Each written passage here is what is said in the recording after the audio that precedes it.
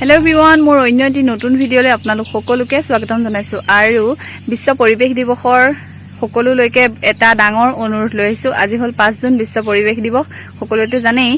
আৰু আজিৰ দিনটোতে অন্তত আপোনালোক সকলোৱে এটাকৈ হলেও গছপুলি ৰুকচোন।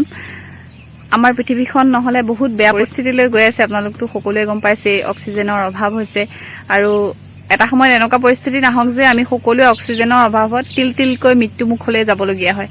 নহলে আমি লৈ ফুৰা সেই যে আমি লৈ ফুৰ কাখত বেগবোৰ মহিলাবোৰে পিঠিৰ পিছফালে লৈ ফুৰা পুৰুষৰ বেগবোৰ সেইবোৰৰ খলনি নহলে আমি এটা সময়ত মানে মই ভাবো আৰু যদিহে আমি অক্সিজেনৰ সিলিন্ডাৰ তেনেদৰে লৈ ফুৰিব লগা হয় তেতিয়াহলে চাওকচোন কিমান ডাঙৰ মানে এটা ভয়াবহ পৰিস্থিতি হ'ব।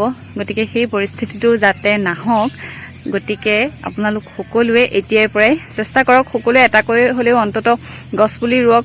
গাঁৱত থকাবোৰে তো পাৰিব বাৰু, মাটি সকলোৰে আছে ঘৰৰ কাষে কাষে ৰুবলৈ, কিন্তু চহৰত থকাবোৰেও অন্তত বেলকনিতে তেওঁলোকৰ বাবে কিবা নেমু পুলিকে এটা ৰুওক, নাইবা কিবা সৰু ফুলপুলি এটা হলেও ৰুওক। অন্তত আজিৰ দিনটোত ৰুওক এটাকৈ গছপুলি। মোৰ এয়াই অনুৰোধ আপোনালোকলৈ। আৰু কিবা যদিহে ভুলকে ক'লো তেতিয়াহলে প্লিজ ক্ষমা কৰি দিব। সেয়াই বলক তেতিয়াহলে আমি গছপুলি ৰুৱা অভিযান আৰম্ভ কৰো এতিয়াৰ পৰাই।